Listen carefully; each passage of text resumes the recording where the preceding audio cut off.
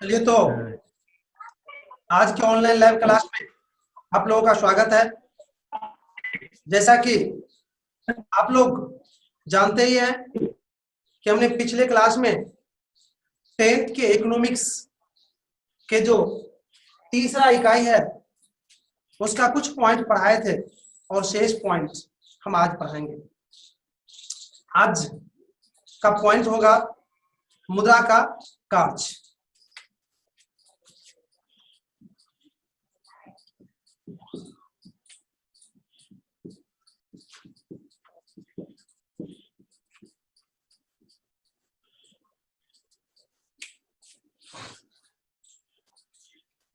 मेरे भाई सभी लोग जानते ही होंगे कि मुद्रा से अर्थात रुपया से क्या कार्य होता है। कोई भी व्यक्ति नहीं होंगे जो रुपया से कोई कार्य नहीं किए होंगे, खरीद बिक्री नहीं किए होंगे। तो इसके कार्य के संबंध में बहुत हद तक हम लोग को जानकारी है ही, अतः इसके कार्य को बताने में हमें काफी सुविधा हो। मैं बता दूं आप लोग को, मुद्रा के अनेकों कार्य हैं। उन कार्यों में से 4 जो कार्य है वो प्रमुख है। वो देख लीजिए कौन कौन कार्य 4 प्रमुख है। पहला नंबर में आपका विनिमय का माध्यम, विनिमय का माध्यम, और दूसरा है आपका मूल्य का मापक, मूल्य का मापक,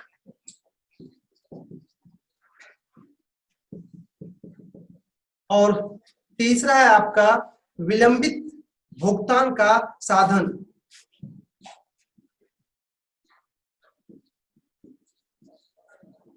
विलंबित भुगतान का साधन, और चौथा है मूल्य का संचय।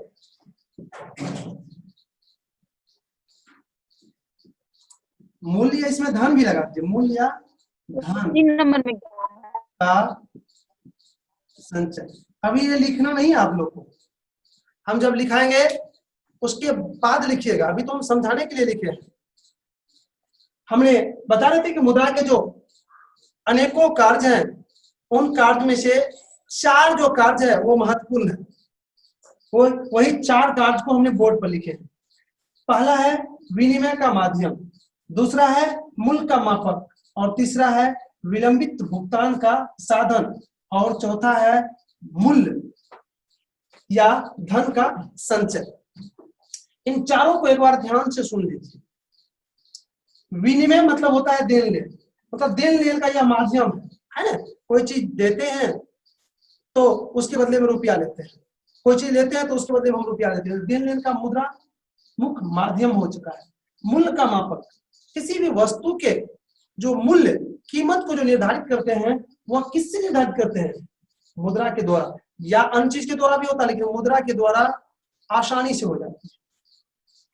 विलंबित भुगतान, विलंबित मतलब होता है लिए गए कर्ज, लिए गए उधारी जो है वो, अर्थात उसका भुगतान मतलब जमा जो करते हैं, देते जो है वो भुगतान कर देते हैं। तो मुद्रा के रूप में या मुद्रा के द्वारा जो उधारी लिए गए हैं, जो कर्ज लिए गए हैं, उसको आसानी से चुकाते हैं लोग। उसके हिसाब में कहीं गड़बड़ी नहीं होता है। मुद्रा के द्वारा बिल्कुल एक एक पैसा दे दिया जाता है। चौथा है मूल्य या धन का संचय। अब मुद्रा के रूप में धन को भी इकट्ठा करके आप अधिक समय तक रख सकते हैं। ये खराब तराब नहीं होगा, चाहे आप घर में रखिए या बैंक में रखिए। वो तो देश सरकार की नीति होती है कि आप पैसा कहाँ रख सकते हैं। तो मुद्रा के रूप में भी आप धन को इकट्ठा करके आप रख सकते हैं लंबे समय तक। इसमें कोई खराब तराब होने की संभावना नहीं रहती है। तो शायद मुद्रा के जो प्रमुख 4 कार्य थे मैंने उसको लिखाया। अब ध्यान दीजिएगा, इसके कार्य को एक बहुत ही सुंदर पंक्ति है, कविता टाइप में है, उन पंक्ति के माध्यम से भी आप दिमाग में रख सकते हैं, कभी भूलिएगा नहीं। कहा गया है कि मुद्रा के है 4 कार्य महान: माध्यम, मापन, संचय, भुगतान। फिर से सुनिए, मुद्रा के है 4 कार्य महान: माध्यम, मापन, संचय, भुगतान। इस पंक्ति से भी आप मुद्रा के कार्य को याद रख सकते हैं। तो शायद मुद्रा के प्रमुख कौन कौन कार्य हैं उसको आप समझ गए होंगे। अब इसको आप लोग नोट कीजिए। देखिए ऊपर से, देखिए समानता, समानता मुद्रा के समानता मुद्रा के 4 कार्य होते हैं। समानता मुद्रा के 4 कार्य होते हैं। अब 4 जो कौन कौन कार्य होते हैं मेरे भाई, ये चारों बोर्ड पर लिखा हुआ है, इसको थोड़ा नोट कर लीजिए। 1 नंबर 2 मेरे भाई, तो इसको आप लोग नोट कर लिए होंगे। अब हम एक एक करके बताएंगे। अब 1 नंबर लिखिए, डैश दीजिए। हमने अभी अभी विनिमय का माध्यम बताए थे। हमने बताया था कि मुद्रा विनिमय का प्रमुख माध्यम है। मुद्रा से वस्तु का देन लेन होता है। वस्तु जब कोई देते हैं तो उसके बदले में भी मुख्य रूप से हम मुद्रा लेते हैं, और जब हम कोई वस्तु लेते हैं तो उसके बदले में भी रुपया देते हैं। अर्थात विनिमय का मुख्य माध्यम मुद्रा है। लिख लीजिए 2 लाइन। मुद्रा विनिमय का एक माध्यम है। यह क्रय और विक्रय दोनों में उपयोग किए जाते हैं। मुद्रा के द्वारा आसानी से किसी भी समय विनिमय किया जा सकता है। तो विनिमय के माध्यम को आपने लिख लिए। आप देख लिए कि मुद्रा किस तरह से विनिमय का माध्यम है। अब हम दूसरे पॉइंट की ओर बढ़ेंगे, मूल्य का मापक। बिल्कुल अभी अभी मैंने स्पष्ट किया हूं कि मूल्य का मापक किसी वस्तु के कीमत या महत्व को मुद्रा के द्वारा आसानी से निर्धारित किया जाता है, और मुद्रा के द्वारा इसको निर्धारित करने में कोई दिक्कत नहीं होती। अतः मूल्य का प्रमुख मापक मुद्रा बन चुका है। लिख लीजिए, मुद्रा मूल्य का मापक है। मुद्रा के द्वारा वस्तुओं का सही ढंग से मूल्यांकन संभव हो रहा है। तो आपने मूल्य का कैसे मापक है मुद्रा, वो समझ गए। अब हम तीसरा लिखाते हैं, विलंबित भुगतान का साधन। मैं आपको बता दूं विलंबित भुगतान का ये साधन कैसे है। मैंने विलंबित का मतलब बताए थे, जो बकाया है, अर्थात कर्ज लिए उधारी वो विलंबित हो गया, उसका भुगतान मतलब जो दिए जमा किए भुगतान करना। तो मुद्रा के द्वारा लिए गए कर्ज, लिए गए उधारी को उचित रूप में, उचित मात्रा में भुगतान किया जा सकता है। और आज मुद्रा के द्वारा जब भुगतान करते हैं तो जो कर्ज देने वाले पार्टी है, उधारी देने वाले पार्टी तो संतुष्ट हो जाते हैं। उसको लगता है कि मुझे चौवन्नी तक या पैसा तक भी मुझे एक एक पैसा मिल गया है। अतः उसको कहीं अंदर ये नहीं रहता है कि मेरा कहीं बेईमानी हुआ है या हमको कम मिला हुआ है। अतः इसको विलंबित भुगतान का मुख्य साधन मान लिया गया है मुद्रा। चलिए तो लिखिए इसमें, मुद्रा विलंबित भुगतान का एक साधन है। इसके द्वारा ऋण का भुगतान आसानी से हो रही है। तो इसको लिख लिया आप लोग। तो हम चलते हैं लास्ट जो है मूल्य या धन का संचय। अब इसमें जानेंगे हम लोग कि किस तरह से मुद्रा मूल्य या धन का संचय का साधन है। बिल्कुल वर्तमान समय में मुद्रा के द्वारा आप धन का संचय मतलब होता है इकट्ठा, इकट्ठा करके आप रख सकते हैं और वह लंबा समय तक रख सकते हैं। अर्थात चाहे वो बैंक में हो या घर में हो, वो तो सरकार के द्वारा नीति बनाई जाती है कितना आप घर में रखेंगे, कितना बैंक में रखेंगे। तो इसके माध्यम से आप लंबे समय तक धन को इकट्ठा, अधिक से अधिक धन को इकट्ठा करके आप रख सकते हैं। अब इसको आप लोग नोट कर लीजिए। मूल्य का या धन का संचय का मतलब भविष्य के लिए बचाकर रखना होता है। मुद्रा के रूप में या मुद्रा के माध्यम से आसानी से हम अपने आय के शेष भाग को भविष्य के लिए बचाकर रख सकते हैं।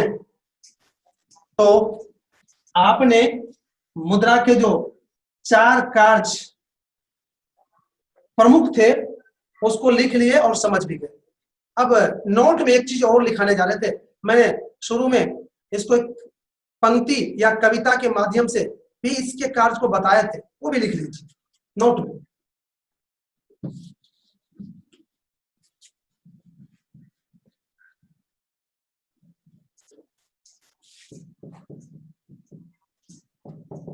नोट देके ढाई दीजिए, लिखिए मुद्रा के कार्य को इस पंक्ति से समझा जा सकता है। मुद्रा के कार्य को इस पंक्ति से समझा जा सकता है के बाद लिखिए मुद्रा के है 4 कार्य महान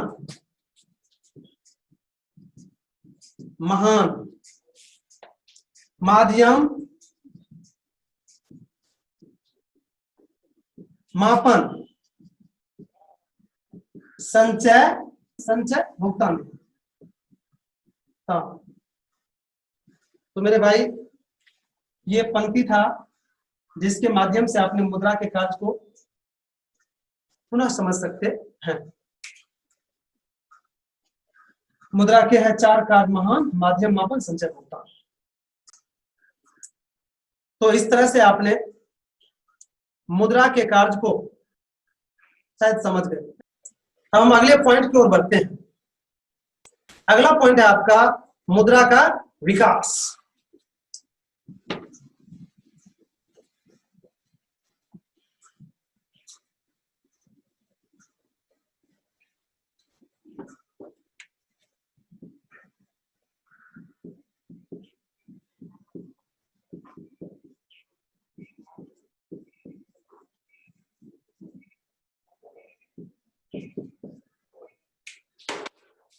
मेरे भाई बिल्कुल ही पेन रख दीजिए, आवाज को इधर से बंद कर लीजिए और पूरी तरह से ध्यान मग्न होकर सुनिए।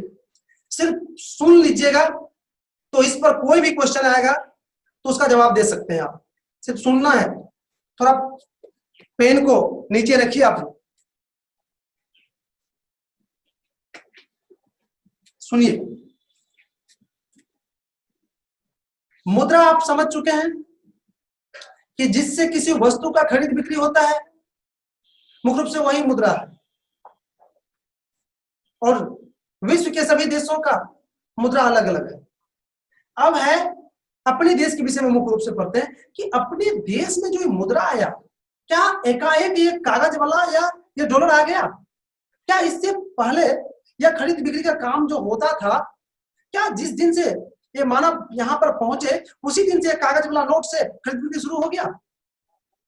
तो आपके अंदर से आवाज आएगा, नहीं, इससे पहले कुछ और होगा, अब कुछ और हुआ है।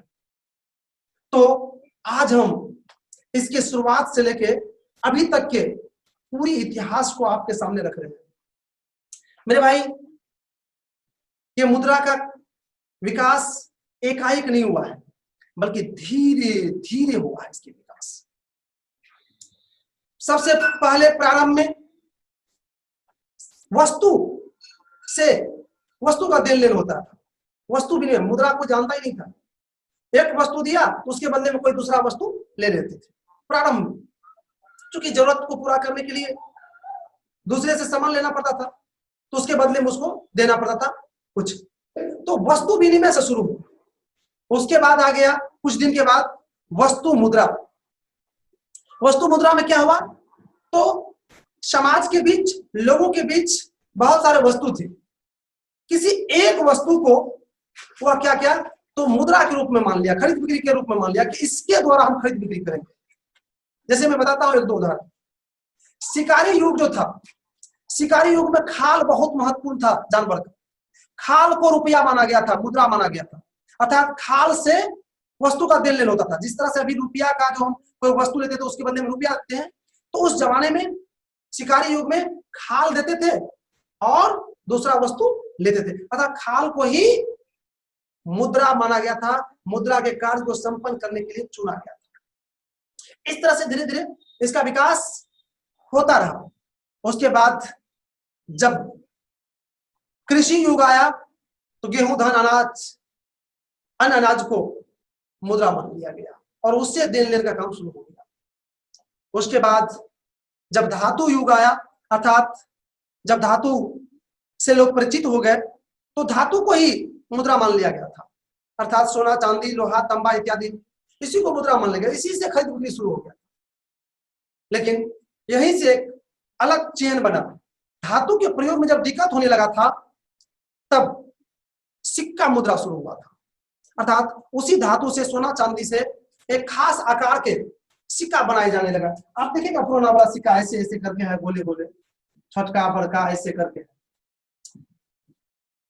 ऐसे करके है। तो इसका ज्यादा महत्व, इससे थोड़ा सा कम महत्व, इससे थोड़ा कम, इससे सबसे कम, ऐसे करके आकार बनते थे, छोटा बड़ा आकार सिक्का बनाए जाते थे, डॉलर अति धातु, और इसी से खरीद बिक्री होता था। उसके बाद हुआ क्या, इसको एक स्थान से दूसरे स्थान लाने ले जाने में दिक्कत होने लगा, क्योंकि काफी वजन होता था। उसके बाद अब सोचने लगा कि आखिर किस चीज से खरीद बिक्री होगा। तब मेरे भाई कागजी मुद्रा शुरू हुआ, अर्थात कागज वाला रुपया शुरू हुआ। और कागजी मुद्रा में भी देखे कि वीआईपी भर के एक स्थान से दूसरे स्थान ले जाता था, चोरवा छीन लेता था। तब उसमें जब दिक्कत आने लगा, तब मेरे भाई चेक, बैंक ड्राफ्ट, ये सब शुरू हुआ। इसको कहते हैं साख मुद्रा। और चेक बुक में जो भरने में दिक्कत होने लगा, तो लेट लगता था चेक में, तो आज शुरू हुआ है एटीएम, पेटीएम, अर्थात कह सकते हैं कोर बैंकिंग शुरू हुआ आज। अर्थात हम एटीएम को भी या उसको प्लास्टिक मुद्रा कह सकते हैं, प्लास्टिक मुद्रा शुरू हुआ है आज। तो आपको हमने शुरू से अभी तक जो मुद्रा का क्रम है, विकास है, उसको हमने बताने का प्रयास किए। हमने काफी अधिक बोल दिए हैं, टाइम भी आपका लिए हैं, अब इसको आप लोग नोट कर लीजिए। मुद्रा का विकास एकाएक नहीं हुआ है, बल्कि धीरे धीरे हुआ है। इसके विकास क्रम को निम्नलिखित शीर्षक के द्वारा वर्णन कर सकते हैं। और वही जो निम्नलिखित शीर्षक बताए, वही शीर्षक हम लिखा रहे हैं और उसके माध्यम से, उसके द्वारा हम मुद्रा के विकास के क्रम को बताएंगे।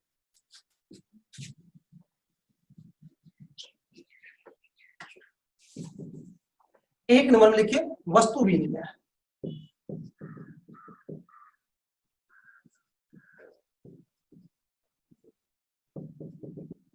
दूसरा नंबर में लिखिए वस्तु मुद्रा।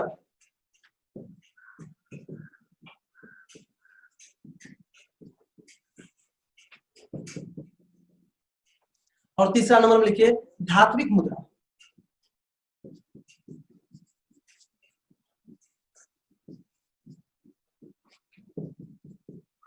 और चौथा नंबर में लिखिए सिक्का मुद्रा।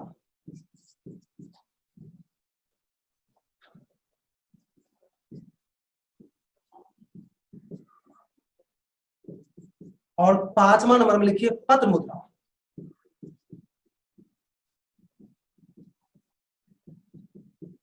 और 6ठा में लिखिए शाख मुद्रा।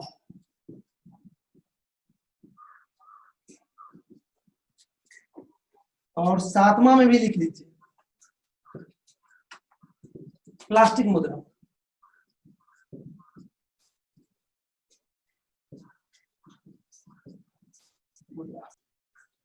यही है मुद्रा विकास के क्रम या विकास यात्रा। ये 7 शीर्षक है और जिसके माध्यम से हम मुद्रा का जो विकास हुआ है वो आपको बताएंगे और लिखाएंगे। मेरे भाई अब हम आगे नहीं बढ़ पाएंगे। आपको जो मैंने अभी मुद्रा विकास पर जो कुछ बताए उसमें अगर किसी तरह की दिक्कत है या फिर मुद्रा के जो कार्य बताए उसमें अगर किसी तरह का दिक्कत है तो आप हमसे पूछ सकते हैं।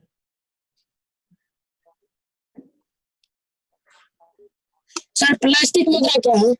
जी, प्लास्टिक मुद्रा का मतलब हुआ वही एटीएम कार्ड जो होता है उसी को कहा जाता है मुख्य रूप से प्लास्टिक मुद्रा, क्योंकि उसके द्वारा भी तो खरीद बिक्री हो रहा है ना। क्योंकि शॉपिंग मॉल में जाते हैं तो एटीएम कार्ड देते तो उससे सामान दे देता है ना, इसलिए उसको प्लास्टिक मुद्रा मान लिया गया है। मुद्रा मतलब प्लीज एक आदमी बोलेंगे तो बेटर रहेगा, हम सबको देख रहे हैं। और वैसे कल से मैं इसका दूसरा प्लान बनाऊंगा, हाथ उठाना पड़ेगा तो सब एक ही बार बोलने लगते हैं। जी कहिए, कुछ कह रहे थे आप? पत्र मुद्रा। देखो सब एक ही बार बोलेगा। मेरे भाई आप ये से शुरू करो, हाथ उठाओ, उसका नाम बोलेंगे वही बोलेगा, हम सबको देख रहे हैं तो इसमें क्या दिक्कत है? जी हाँ बोलो दीपक कुमार, बोलो क्या क्वेश्चन है?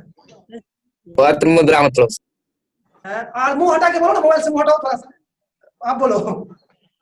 पत्र मुद्रा मतलब सर पत्र मुद्रा, पत्र मुद्रा को कहते हैं कागजी मुद्रा, अर्थात ये जो कागज वाला पैसा नहीं है रुपया, उसी को कहते हैं पत्र मुद्रा। Right, thanks. बहुत अच्छे क्वेश्चन कर रहे हैं आप लोग, इसका मतलब बिल्कुल ही ध्यान से सुन रहे हैं और समझ भी रहे हैं तब तो क्वेश्चन करते हैं। वैसे क्वेश्चन थोड़ी हो जाता है, जब आप समझते हैं तब क्वेश्चन करते हैं। क्या मोहित जी समझ गए आप? मोहित, अरे आपको भी आंख में प्रॉब्लम है क्या? चश्मा मेरे जैसे लगा लिए आप भी? Yes sir. चलो उसको भाई, यस सर। आंख बहुत अनमोल चीज है, उसको थोड़ा ठीक करा लाना। देखते हैं नीतू को भी आंख लग गया है। चलो तो अब हम शायद आगे नहीं बढ़ पाएंगे। आज के क्लास को मेरे भाई यहीं पर विराम देना पड़ा।